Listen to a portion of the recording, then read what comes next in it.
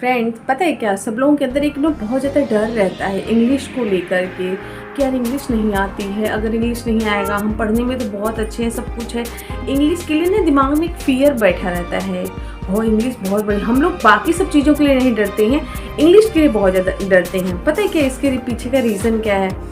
Only one reason that we have is we are not used for the English on the daily basis.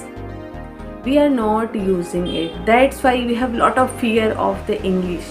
Okay, so आप English को जब use करना start करोगे, English भी तो एक लैंग्वेज है ना। हम लोग हिंदी या जिस भी एरिया हम रहते हैं, जो भी हमारा whatever our local language, जो भी, क्योंकि हम अपने बचपन से यूज़ करते हैं इसलिए हम उसके लिए यूज़ टू हो जाते हैं, तो हमें लगता है कि यार ये इजी है। और जो चीज़ यूज़ नहीं करते हैं वो फिर वो डिफ़िकल्ट सी लगने लगती है। लेकिन फ्रेंड्स, ऐसी बात नहीं है। अगर आप इसको यूज़ करने लगेंगे ना तो आपको बिल्कुल, और इंग्लिश तो बहुत ही इजी है, लेकिन हाँ, इट विल टेक टाइम। कोई भी चीज़ इतनी आसानी से आपको नहीं मिल सकता, लेकिन अगर आपके अंदर कंटिन्यूटी बनी हुई है, आप उसके लिए एकदम बिल्कुल एक अपना टारगेट सेट कर रहे हैं, तो आप डेफिनेटली अपने टारगेट को अचीव कर लेंगे। लेकिन आपको कंटिन्यूटी रखनी पड़ेगी।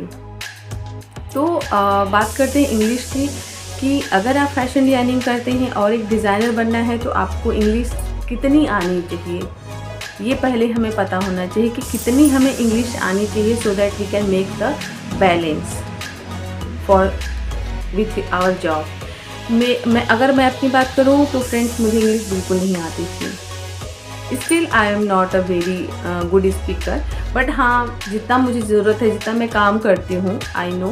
एंड मैं अभी भी इंग्लिश को सीख रही हूँ, क्योंकि हमें इसको रेगुलर बेसिस पे यूज़ नहीं कर। तो आप क्या कर सकते हैं कि मैंने फ़ैशन डिज़ाइनिंग कर लिया, मैंने सब कुछ कर लिया। जब मैं जॉब के लिए गई ना, जब कॉलेज में रहते हैं तो थोड़ा जो चीज़ें, नोट्स वगैरह जो भी हम लोग पढ़ाई करते हैं वो थोड़ी बहुत इंग्लिश में होती हैं, लेकिन वो तो प्रॉपर इंग्लिश में होती हैं। लेकिन जो टीचर्स होते हैं वो हिंदी में पढ़ाते हैं, इसलिए हम उतना यूज़ टू नहीं हो पाते हैं, और हम अपना कॉलेज कोर्स वगैरह सब कुछ कंप्लीट कर लेते हैं। जब मैं जॉब के लिए मैं गई तो मैं बहुत ज़्यादा इंग्लिश में वीक थी, मुझे बिल्कुल भी नहीं आता था इंग्लिश, और लेकिन बहुत डिफ़िकल्ट हुआ था। बट स्टार्टिंग में क्या होता है कि जब आप जाते हो, आप तुरंत तो हायर पोस्ट पे नहीं जाते हो, सीनियर की पोस्ट पे आप ट्रेनिंग करते हो, या फिर किसी के अंडर में, सीनियर के अंडर में आप असिस्टेंट के रूप में जॉब करते हो। तो मैंने भी जॉब स्टार्ट किया, एंड जब हम अपने जॉब को स्टार्ट करते हैं, काम को स्टार्ट किया, तो जब जो भी टेक पैक होते थे, जो भी नोट्स, जो भी काम करते थे, जो ईमेल्स वगैरह होती थी, उनको धीरे धीरे पढ़ना, बाहर के जो कमेंट आते थे, जैसे पर्टिकुलर कोई भी कमेंट आया कोई डिज़ाइन के ऊपर, तो वो कमेंट पढ़ना, फिर उसको कन्वर्ट करना कि यार ये हिंदी में इसका मीनिंग क्या होगा। जो भी हमारे सीनियर होते थे वो एक्सप्लेन करते थे उसको कि बाहर के भी कमेंट आए हैं तो इसको जाके हमें रेक्टिफाई करना है। ये सारी चीज़ जब धीरे धीरे हम उसके काम करने लगे, तो फिर मैंने धीरे धीरे इस तरीके से अपनी इंग्लिश को इम्प्रूव किया। देन मैंने स्टार्ट किया थोड़ा सा घर पे भी जा कर के प्रैक्टिस स्टार्ट किया, तो इस तरीके से थोड़ा बहुत काफ़ी हेल्प मुझे इस तरीके से मिली। लेकिन जब आप असिस्टेंट के लिए आप अप्लाई किए हैं, आप जब तक असिस्टेंट है तब तक तो आपको कोई प्रॉब्लम नहीं, आप इस तरीके से काम कर सकते हैं। आपको नहीं भी आती तो अपने सीनियर से बात करके आप उसको चीज़ों को शॉर्ट आउट कर सकते हैं, अपने जो भी इंग्लिश के कमेंट्स वगैरह होते हैं। लेकिन जब आप एक सीनियर पोस्ट पे, जब आप अच्छे सीख लेते हो, जब आप सीनियर पोस्ट पे जाते हो, तब अगर आपको इंग्लिश नहीं आती तो आप कुछ भी नहीं कर सकते। यस फ्रेंड्स, आप अपने सर से, कुछ ऑनर भी ऐसे होते हैं, आपका जब हायर जो आपके ऑफिसेस हैं वहाँ पे सब लोग इंग्लिश में बात करते हैं, लेकिन अगर जो नॉर्मल हुआ तो वहाँ पे जो ऑनर वगैरह होते हैं वो हिंदी में भी कंफर्टेबल होते हैं, तो प्रॉब्लम नहीं है। आप अपने ऑफिस तक तो ठीक है, लेकिन बायर्स को ईमेल करना, उनसे बात करना, जब वो बायर विजिट के लिए आपके साथ आपके कंट्री में आ रहे हैं, देन उनके साथ, क्योंकि आप एक सीनियर पोस्ट पे, आप एक सीनियर मर्चेंडाइजर हो या डिज़ाइनर हो, जो भी हो, तो आपको जब उनसे कम्युनिकेट करना होगा, देन आपको प्रॉब्लम होगी, आप नहीं कर पाएंगे। ओके, तो इसलिए इंग्लिश को सीखना बहुत ज़रूरी है। अगर आप ये सोच रहे हैं जाने की, तो मैं आपको डरा नहीं रही हूँ, लेकिन मैं ये ज़रूर कहूँगी कि आप इंग्लिश अगर अभी से अपने इंग्लिश को इम्प्रूव करना स्टार्ट कर दें तो आपके लिए ज़्यादा बेस्ट रहेगा। अदरवाइज़ जब आप ये काम करने जाओगे तो आपको बहुत ज़्यादा प्रॉब्लम होगी। वो अलग बात है, काम करते करते धीरे धीरे आप उस चीज़ को सीख जाएंगे और उसमें, लेकिन हाँ आपको दिक्कत बहुत होगी, लेकिन अगर आपके पास टाइम है, आप उसके लिए पहले से अवेयर हो, तो हम उसको पहले ही क्यों ना कर लें। तो मेरा सजेशन यही है कि अगर आप एक फ़ैशन डिज़ाइनिंग कर रहे हैं तो भी, और अगर आप करने की सोच रहे हैं तो भी, या ऑलरेडी आप कर चुके हैं, जॉब कर रहे हैं, करने जा रहे हैं, तो आप ये मेक योर माइंड कि आपको इंग्लिश सीखनी है। English is very important. अगर आपको अच्छी से इंग्लिश आती है और आप बिल्कुल फ्लुएंट हो, तो आपको ये आपके जॉब में 50% तो आपको हेल्प करने वाला है इंग्लिश आपकी जॉब में।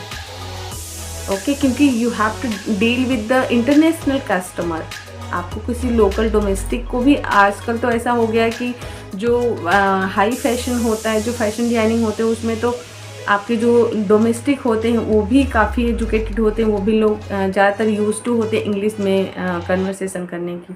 तो अगर आप अपने इंग्लिश को अच्छा कर लेते हो, आप अच्छे से इंग्लिश को अपने इम्प्रूव कर लेते हो, तो ये आपके जॉब में कहते हैं 4 चाँद लगाने वाला है।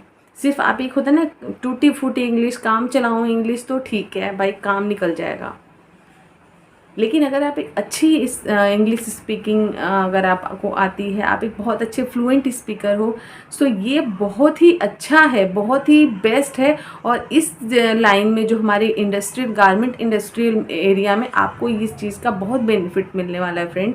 मैं सच बता रही हूँ, मैं तो बहुत ज़्यादा फ्लुएंट नहीं हूँ, एज यू कैन सी, तो इसलिए मैं ये नहीं कहूँगी कि आप भी मेरी तरह रहो, आप बहुत आगे जाओ और बहुत अच्छे से आप लोग पढ़ाई करो, और अपनी एजुकेशन, आपकी जो पढ़ाई, उसके साथ साथ आप इंग्लिश इम्प्रूवमेंट ज़रूर करो। पॉसिबल है तो आप इंग्लिश की कोचिंग वगैरह कर लो, क्लासेस ज्वाइन कर लो, या यूट्यूब पे बहुत सारे आपको वीडियोज़ मिल जाएंगे कि हाउ टू लर्न इंग्लिश। तो आप इस तरीके से ज़रूर इम्प्रूव करने की कोशिश करें, और अपनी एजुकेशन के साथ साथ आप इंग्लिश की तरफ भी उतना ही ध्यान दें, क्योंकि ये आपको बहुत हेल्प करने वाला है। और ये मेरा एक्सपीरियंस है, और मैं जो भी बता रही हूँ बिल्कुल 110% मैं करेक्ट बता रही हूँ। आप और भी वीडियोस देख सकते हैं बहुत कि वो लोग क्या बता रहे हैं, ठीक है। तो अगर आपको मेरे भरोसा नहीं तो वीडियोस देख सकते हैं, लेकिन सबकी वीडियो वे ऑफ तरीका बताने का डिफरेंट होता है। सो फ्रेंड्स, उम्मीद करती हूँ ये वीडियो होगा जो आपको बहुत मोटिवेट करने वाला होगा। और अगर आप एक फ़ैशन डिज़ाइनर बनना चाहते हैं, एक हायर लेवल पे बनना चाहते हैं, तो आप अपने इंग्लिश को आज से ही इम्प्रूव करना शुरू कर दीजिए। This is going to help you a lot in your when you enter for the job, ठीक है। तो चलिए, इस वीडियो में इतना ही। वीडियो अच्छा लगे तो लाइक ज़रूर करना फ्रेंड, चैनल पे नए हैं तो सब्सक्राइब करना, और फैशन डिज़ाइनिंग से रिलेटेड आपके जो भी सवाल हो, जो भी क्वेश्चंस हो, आप लोग कमेंट करके पूछना। मेरा जो अनुभव होगा मैं आपके साथ ज़रूर शेयर करूँगी, और ज़्यादा से ज़्यादा कोशिश करूँगी कि आपको अच्छे से मोटिवेट कर सकूँ, जिससे आपको हेल्प मिल सके और आप इधर उधर भटको ना। तो चलिए, इस वीडियो को इतने पे ख़त्म कर दें। मिलती हूँ आपसे अगले वीडियो में, आपके ही अगले कमेंट पे। Thank you so much friends.